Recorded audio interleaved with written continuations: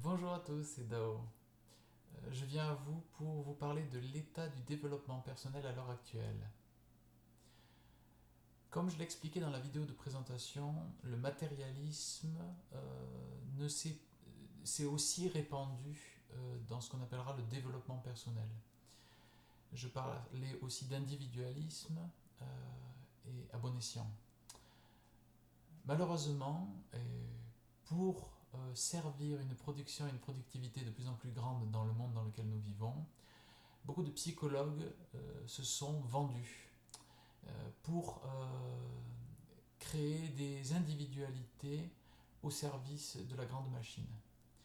Je désapprouve totalement cela. Je ne nie pas que des outils de développement personnel permettent de potentialiser ou d'augmenter ou de développer nos potentiels, mais la manière dont insidieusement ce qu'on appellera le courant de pensée positive ou de développement personnel, de coaching, est venu mettre des valeurs qui ne sont que des valeurs en fait fondamentalement capitalistes. Euh, que ce soit un capitalisme brut, viral, euh, ou en tout cas une expression profonde d'un individualisme matérialiste, dans tous les cas, ce développement personnel n'est pas valide dans la quête véritable du soi. En effet, si on réfléchit un petit peu, le soi véritable ou l'âme n'est rien d'autre qu'une parcelle en nous qui est présente, là maintenant. C'est quelque chose qui est immuable à l'intérieur de nous et que rien de ce qu'on peut rajouter ou enlever ne peut altérer en fait cette profondeur. Donc, ce n'est pas valide pour une société qui s'est basée sur le capital, la production, l'utilisation des individus pour servir la machine. Ce qui se passe en vérité, c'est que ce développement personnel ne fait qu'emphaser ce qu'on appellera l'ego. Et on voit des égos monstrueux qui se présentent comme 5 minutes et vous atteindrez le bonheur, ou 5 minutes et ayez confiance en vous, etc. Ou faites de plus en plus, faites de votre business quelque chose de plus compétitif et de plus grand, etc. Et ils se convainquent bien sûr de faire cela au service de l'humain. Hein. Bien sûr, c'est je me mets à votre service, c'est à vous, etc. Mais tout ça, ce sont des stratégies de l'ego. Ce sont des fabrications égoïques qui sont entièrement basées sur des stratégies commerciales. Donc, une infinité de livres sur le développement personnel qui portent certaines choses intéressantes. Hein. Je ne nie pas ça, surtout que ce soit clair dans mon propos.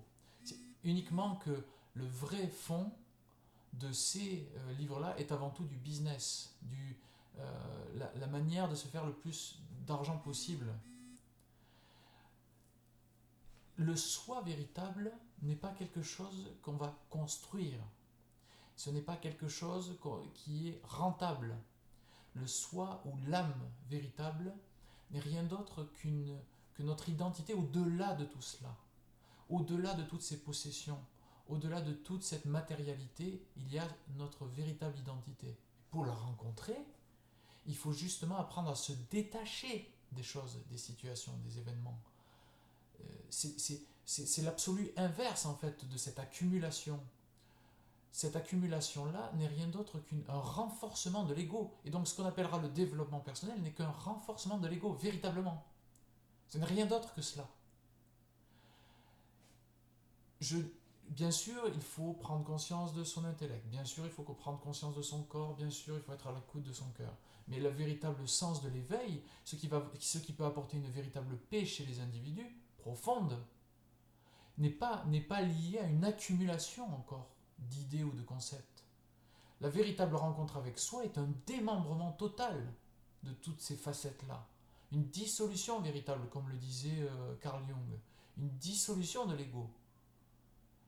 Donc, toute cette vague de livres et de coachs en développement personnel qui parlent de maîtriser votre mental, manifester de plus en plus de choses dans votre existence, tout ça, oui, ça fait partie d'un processus, je ne dis pas le contraire, au moins ça participe de ce qu'on appellera le karma yoga, euh, dans les Védas, c'est-à-dire vraiment la pacification et l'orientation du mental et du désir. Mais le véritable réveil à qui on est au-delà du désir. Notre véritable identité est peut-être même la source de tout ça, c'est sûr. Mais si on veut rencontrer cette véritable profondeur, cette paix, cette radiance, ça passe par un détachement, véritablement. C'est un véritable détachement de l'importance qu'on donne à toute cette matérialité qui a été tellement emphasée et qui fait aussi donc le bonheur et le compte en banque de coachs qui vendent en fait un comportementalisme qui valide ce capitalisme qui est en train de détruire notre terre quand même. Alors, bien sûr, quand je dis capitalisme, je dis l'individualisme capitaliste. On pourrait dire que s'il y avait un flux d'argent du capital qui était équanime, bienveillant pour tous et qui respecterait aussi les besoins de chacun vitaux, là on aurait un capitalisme sain. On peut probablement, je connais pas, je suis totalement apolitique. Donc, mais ce que je vois, c'est que la conséquence de cet individualisme, c'est surtout que ce développement donc de l'ego à l'extrême crée des clivages et que chacun de nous vit dans ses petites boîtes sécurisées. Oh, je suis en parfaite santé, je suis heureux, je suis avec moi-même et tout va bien. Mais aussi crée des œillères qui nous empêchent de voir aussi et qui responsabilisent aussi d'une manière totalement inversée les autres dans leur misère, dans leur tristesse. C'est sa faute, il ne pense pas correctement, nous dira un bon coach en développement personnel. Hein. Où est le cœur dans tout ça? Où est l'âme véritable? L'âme logée dans le cœur, on pourrait le dire, hein, si on veut. Hein. C'est pour ça que je mets en garde maintenant, dès à présent, toute personne qui tente de développer donc, son ego à un point extrême en niant le chemin qui doit être véritablement fait, c'est-à-dire le chemin intérieur et la rencontre avec ce qui est au-delà. Donc probablement un silence, probablement une présence, là, maintenant, dans l'instant, qui seul est capable de nous libérer des vicissitudes de notre ego. Vicissitudes du monde égoïque dans lequel nous vivons. Je crois qu'il n'y a que cette voie-là, je le ressens intimement, qui peut vraiment apporter une résolution au monde tel qu'il est. Parce qu'un autre système qui doit gérer les égos, un autre système qui doit orienter les masses d'une certaine manière, n'apportera rien de plus. Peut-être une réorganisation provisoire. Il y en a eu tellement d'organisations.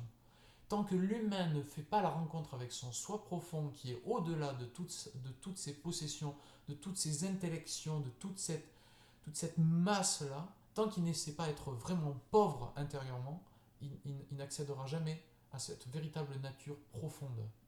Cette nature qui est pureté présente et qui n'est absolument pas liée à une possession à quelconque niveau que ce soit. Absolument liée à aucune possession. Il peut y avoir rien, l'individu ne peut rien posséder et être totalement éveillé, illuminé de l'intérieur, dans un amour, dans une conscience rayonnante. Voilà ce que j'avais à dire pour aujourd'hui, et donc les mises en garde avec ce que j'appelle le développement égoïque, finalement, personnel égoïque. Je vous souhaite à tous une belle journée, j'espère que cette vidéo est éclairante pour certains, en tout cas, j'espère que cela vous ouvre des perspectives et des prises de conscience. Je vous remercie pour l'écoute et vous souhaite une belle journée. Merci.